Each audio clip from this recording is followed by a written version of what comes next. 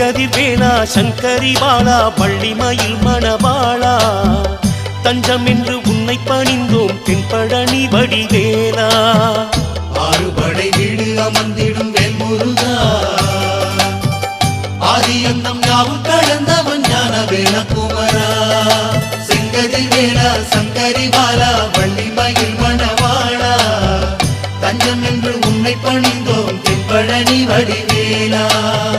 மலைமகள் ஈஸ்வரி மைந்தன் உன் திரு கைகளில் வேலிருக்கு அடியவர் இன்னலை போக்கிட வந்திட வேண்டும் காவலுக்கு காலை முதல் மாலை வரையில் உன்னழகு கண்டு மனம் சொக்கிட வேண்டும் அருள் வழங்கு